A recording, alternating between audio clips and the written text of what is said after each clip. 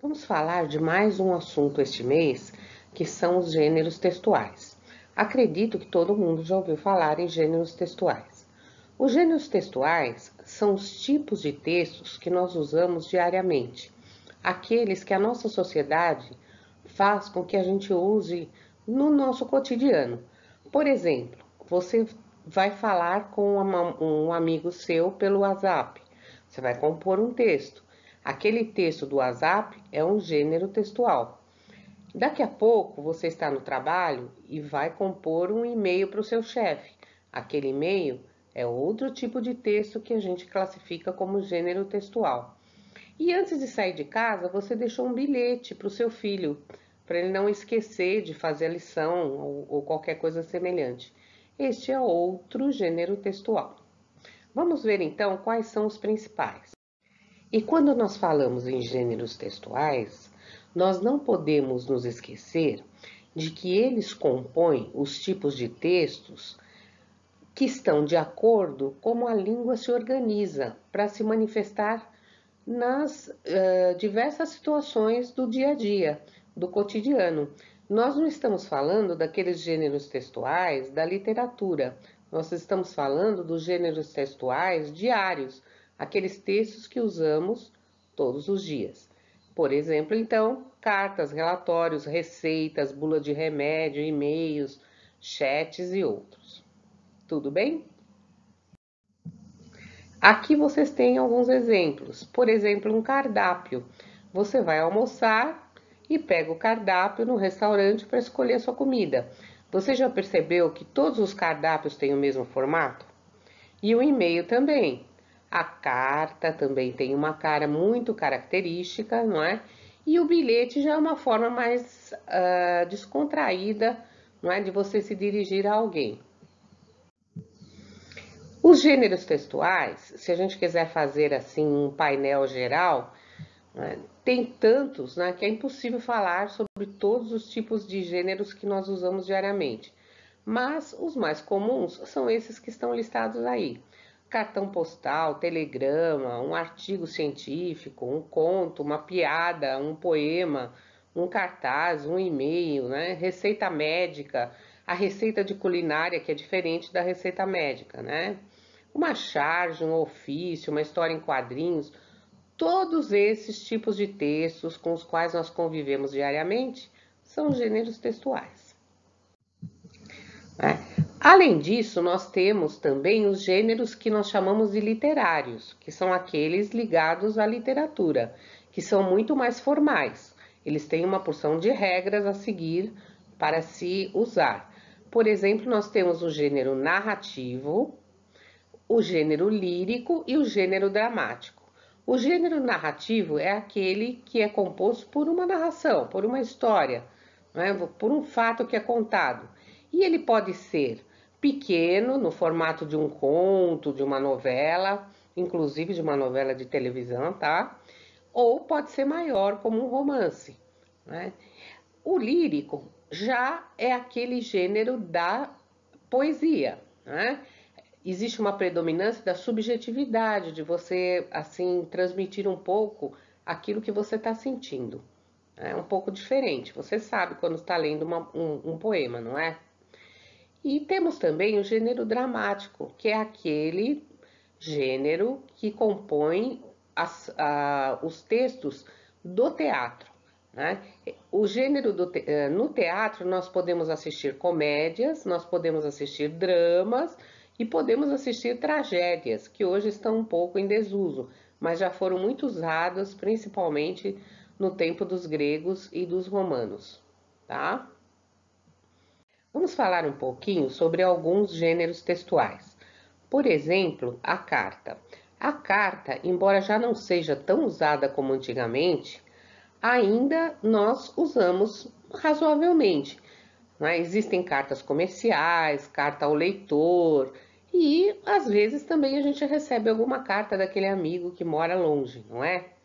Bem, a carta, ela tem sempre como gênero, né? Ela tem sempre o quê?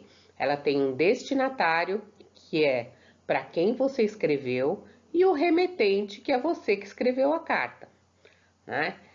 Dependendo do seu objetivo, ela vai ser mais formal, vai ser mais informal, não é? Mas ela tem sempre mais ou menos a mesma estrutura.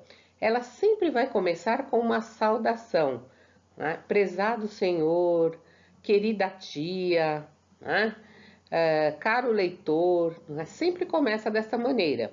Depois vem o corpo do texto, que é o assunto de qual ele se trata, e depois você faz uma despedida, atenciosamente, saudações, não é? Então, ela tem assim, uma estrutura bastante fixa. É muito fácil você bater os olhos num texto que é uma carta e identificá-lo como gênero, não é? Vamos ver um outro gênero, que é a propaganda.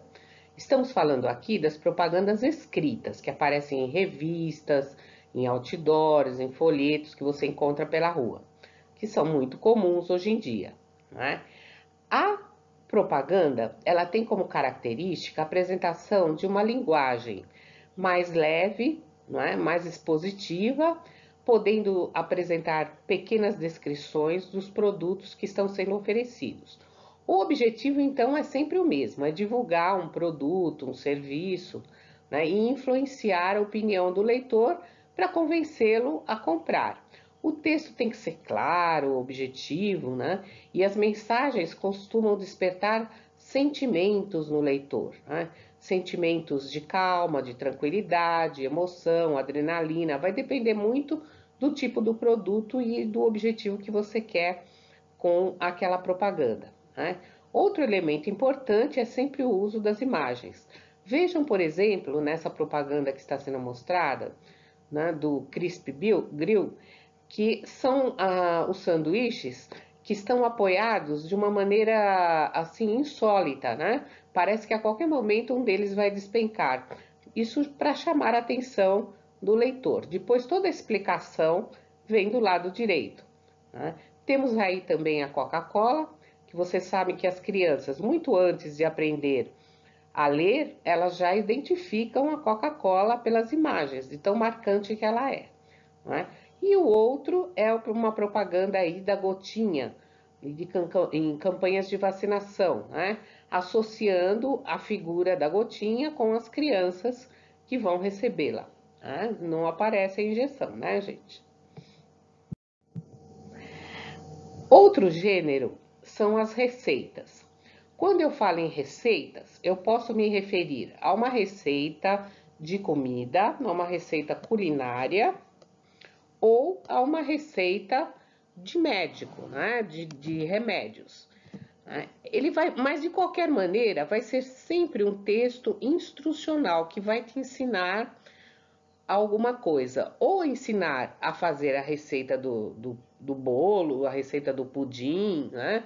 Da comida, do tipo de comida a que se refere, ou na receita do médico, te mostrando qual é o produto que você tem que usar e como você deve usar. Então, ele vai ter sempre uma instrução, né?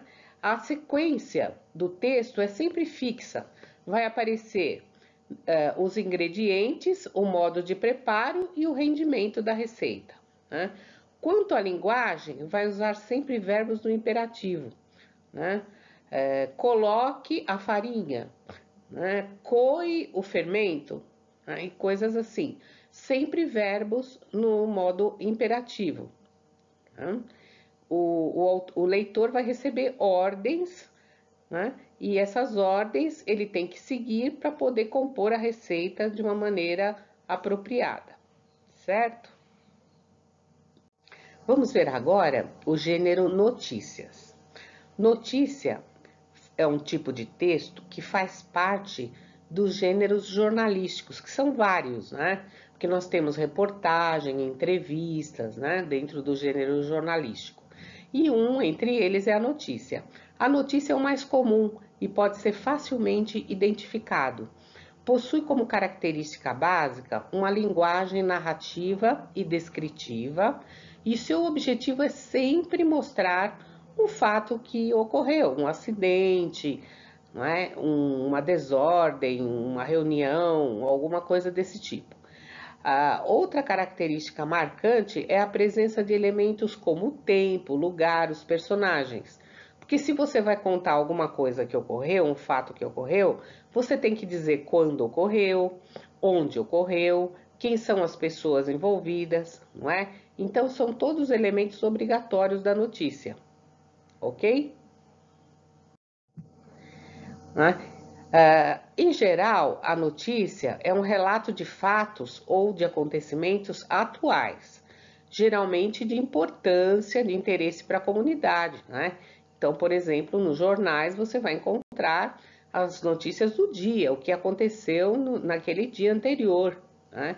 E não tem muito comentário pessoal, né, do autor, né? Não tem muita opinião, muita interpretação. É sempre o relato de um fato ocorrido, tem uma manchete, né? A manchete é um texto que vem em destaque, em letras maiores, em negrito, para chamar atenção e te convencer a ler, né? Depois, em seguida, aparece um pequeno texto, nas primeiras linhas da notícia, um pequeno texto que é o resumo do fato.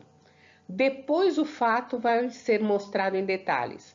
As primeiras linhas da notícia sempre tem um pequeno resumo do fato todo que ocorreu. Esse resumo é chamado de lead na linguagem jornalística, ok?